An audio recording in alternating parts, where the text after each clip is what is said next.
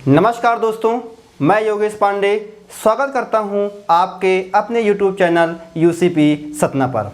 आज हम लोगों की ये फर्स्ट क्लास है। इस क्लास में अपन लोग रीजनिंग पढ़ने वाले हैं। तो सबसे पहले अपन रीजनिंग का कंप्लीट सिलेबस डिस्कस कर लेते हैं कि आखिर हम रीजनिंग में पढ़ेंगे क्या क्या।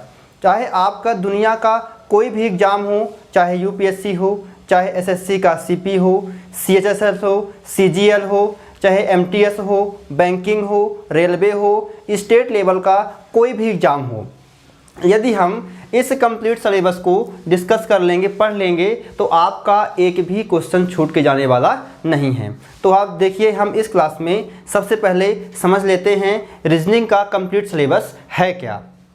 देखिए, हम लोग रीजनिंग को पढ़ेंगे 5 भागों में डिवाइड करके। ठीक है, कौन कौन से?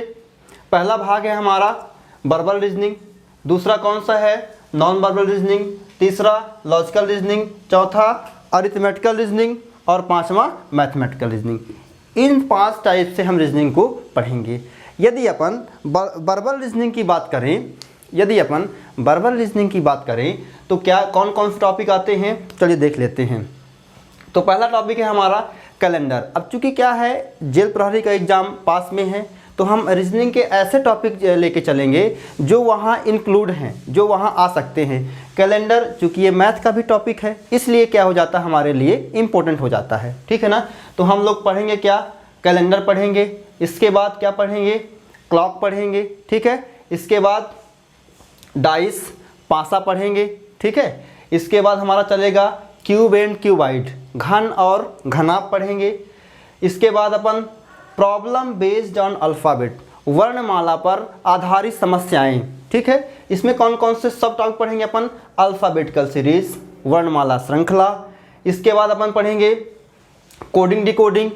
आप जानते हैं कोडिंग डिकोडिंग बहुत मोस्ट इंपॉर्टेंट टॉपिक है। इसमें कौन कौन से चलते हैं? अपना लेटर कोडिंग रहती है, नंबर कोडिंग और मिक्स कोडिंग पढ़ेंगे 3 तरीके से। इसमें एनालॉजी, ऑड वन आउट और क्लासिफिकेशन से रिलेटेड क्वेश्चंस भी बन जाते हैं। ठीक है। इसके बाद अपन क्या पढ़ेंगे? पेयर फॉर्मेशन, शब्दों का जोड़ा। ठीक है ना। जैसे हम बोल देते हैं कि शब्द कंप्रीहेंशन में ऐसे कितने अक्षर युग्म हैं जिनके बीच उतने ही अक्षर हैं जितने कि अंग्रेजी वर्णमाला में होते हैं। अपन क्या है, इनका सिर्फ ओवरव्यू लेके चलते हैं। ठीक है ना। इनके अंदर फिर जाके तो पढ़ना ही है, तो समझ लेंगे क्वेश्चन कैसे बनते हैं। अपन को मेन इनका नाम जानना चाहिए कि है क्या क्या, पढ़ने क्या क्या वाले हैं अपन। इसके बाद पढ़ेंगे अपन क्या? वर्ड फॉर्मेशन, शब्दों का जोड़ा। इसके बाद क्या पढ़ेंगे? डिक्शनरी, शब्दकोश। इसके बाद क्या पढ़ेंगे? जम्बलिंग। जम्बलिंग में क्या रहता है, इसमें अल्फ़ाबेटिकल के ही अक्षर रहते हैं, इनको अव्यवस्थित कर दिया जाता है और अपन को उन्हें व्यवस्थित करके बताना है, ये कहलाता है जम्बलिंग। इसके बाद अपन पढ़ेंगे प्रॉब्लम बेस्ड ऑन नंबर, संख्याओं पर आधारित समस्याएं पढ़ेंगे। इसमें क्या रहता है, अपना पहला टॉपिक है नंबर सीरीज। ठीक है। दूसरा है मिसिंग नंबर पढ़ेंगे अपन। फिर इसमें भी एनालॉजी, ऑड वन आउट और क्लासिफिकेशन से रिलेटेड क्वेश्चंस भी बन जाते हैं। इसके बाद अपन क्या पढ़ेंगे? Blood relation. इससे बहुत सारे क्वेश्चंस पूछे जाते हैं, रिश्तेदारों से संबंधित क्वेश्चन है ये। इसके बाद डायरेक्शन एंड डिस्टेंस, दिशा परीक्षण, दिशा और दूरी। इसके बाद रैंकिंग पढ़ेंगे अपन लोग, बैठक व्यवस्था। इसमें क्वेश्चंस कैसे बनते हैं बैठक व्यवस्था में। कुछ ऐसे टॉपिक हैं जिनके बारे में आप लोग कुछ समझते जानते होंगे, इसलिए अपन थोड़ा सा कम मेंशन करते हैं, और कुछ ऐसे टॉपिक हैं जिन्हें थोड़ा सा समझना कठिन हो जाता है। तो रैंकिंग में क्या रहता है, ऐसे क्वेश्चंस रहते हैं कि मान लीजिए सीता का बाएं से 10वां स्थान है और दाएं से 11वां स्थान है, तो उस पंक्ति में कुल कितने विद्यार्थी बैठे हुए हैं। ऐसा भी क्वेश्चन बन जाता है कि सुरेश का ऊपर से 10वां स्थान है, नीचे से 15वां स्थान है, तो उस पंक्ति में कुल कितने विद्यार्थी बैठे हुए हैं। ऐसे क्वेश्चन बन जाते हैं आपके रैंकिंग में। ठीक है ना। यदि हम बात करें आगे सिटिंग अरेंजमेंट में, इसमें कैसे क्वेश्चन बन जाते हैं? सिटिंग अरेंजमेंट में ऐसे क्वेश्चन बनते हैं, इसमें व्यवस्था होती है सर्कल में बैठाना, या कि आयताकार में, या वर्गाकार में। इन 3 तरीकों से अपन बैठाते हैं। तो वर्गाकार में क्या रहता है, कभी कभी व्यक्तियों का मुंह कहाँ होता है, सेंटर की ओर होता है। ऐसा क्वेश्चन बनता है कि एक गोल मेज में 6 लोग बैठे हुए हैं, सभी का मुंह कहाँ है, सेंटर की ओर है। ठीक है, कभी कभी क्वेश्चन ऐसा बोल देता है कि एक गोल मेज में 6 लोग बैठे हुए हैं और सभी का मुंह कहाँ है, सेंटर से बाहर की ओर है। और कभी कभी ऐसा क्वेश्चन बनता है कि कुछ का मुंह सेंटर की ओर है, कुछ का मुंह सेंटर से बाहर की ओर है। ऐसे क्वेश्चन अपन देखेंगे। इसके बाद अपन वह आयताकार में भी बैठाएंगे इसी तरीके से, और वर्गाकार में भी बैठाएंगे इसी तरीके से। ठीक है ना। अगला हमारा टॉपिक है क्या, सिलोजिज्म है या सिलॉक्स। अपन न्याय निगमन बोलते हैं, है ना। कुछ कुत्ते बिल्ली हैं, कुछ लाल पेन हैं, है ना। आपके पास स्टेटमेंट दे दिया जाएगा, उसके बाद कुछ निष्कर्ष दे दिए जाएंगे, फिर हमारा क्वेश्चन कहता है कि कौन सा सही कौन सा गलत, तो हम क्वेश्चन में देखेंगे। ठीक है ना। इसके बाद कहाँ चलेंगे, वेन डायग्राम में। इस तरीके से बनता है। ठीक है, कि सम वाला ऐसा बनता है, ऑल वाला ऐसा बनता है, नो वाला ऐसा बनता है। ये बनते हैं वेन डायग्राम में। ठीक है ना। इनइक्वलिटी चलेंगे, असमानता। इसमें क्या रहता है, greater than, less than, or equal to, इनसे रिलेटेड क्वेश्चंस पूछे जाते हैं। आगे चलें, काउंटिंग फिगर। काउंटिंग फिगर में क्या रहता है अपना, इसमें अपने पास कई त्रिभुज दे दिए जाएंगे और कहता है कि इसमें कुल कितने त्रिभुज हैं। कभी कभी त्रिभुज देता है, कभी चतुर्भुज देता है, कुछ भी दे सकता है, सर्कल भी देता है। ठीक है ना। कुल कितने सर्कल, इस तरीके से बनता है क्वेश्चन। मशीन इनपुट, इसमें भी स्टेटमेंट में अल्फ़ाबेट ही दिए जाते हैं और हमें उनका भी सीक्वेंस सेट करना होता है। हम ये सब क्वेश्चन से ज़रूर देखेंगे। फिर इसमें क्या आता है, पजल आता है, पहेली आ जाती है। ठीक है ना।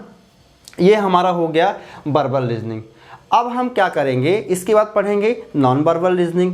तो उसमें भी देख लेते हैं कौन कौन सा टॉपिक आते हैं। ठीक है ना। मेन कोई भी एग्जाम हो, मोस्टली एग्जामों में 80% वर्बल रीजनिंग ही पूछी जाती है।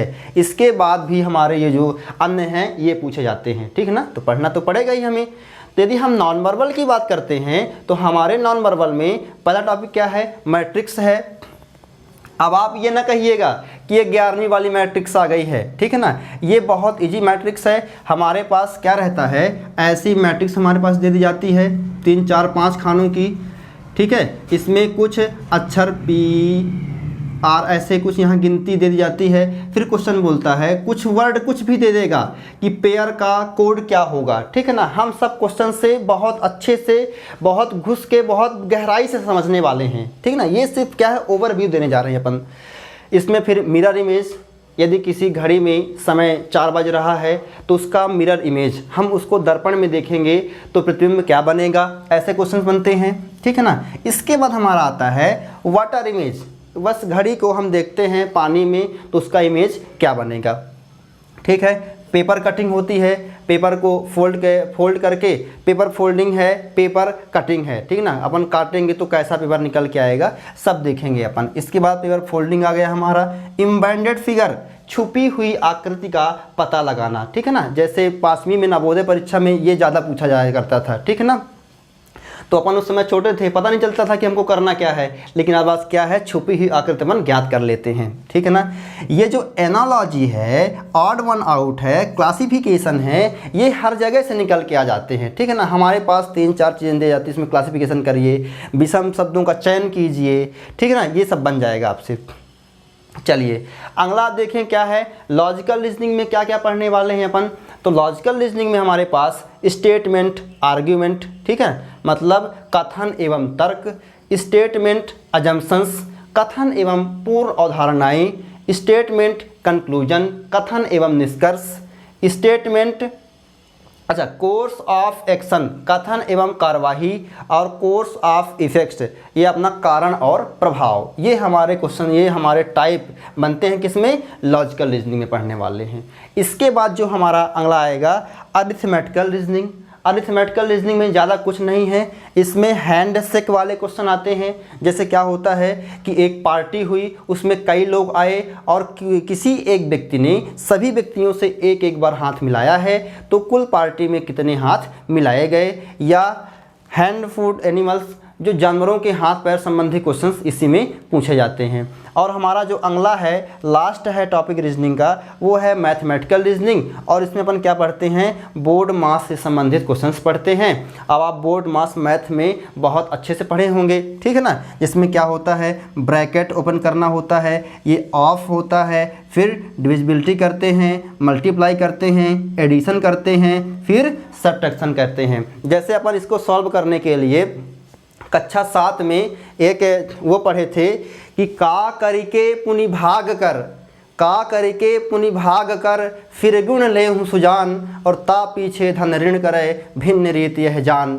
ठीक है, अपन ये है कि क्या करके पुनि भाग कर, पहले भाग करना है, फिर गुणा करना है, ता पीछे धन ऋण करे, फिर धन करना है, फिर ऋण करना है। इस प्रकार से आपका बोर्ड मास क्या हो जाएगा, सॉल्व हो जाएगा। हम लोगों ने इस वीडियो में रीजनिंग का कंप्लीट सिलेबस डिस्कस कर लिया है कि हमको आखिर रीजनिंग में पढ़ना क्या क्या है, चाहे वो दुनिया का कोई भी एग्जाम हो।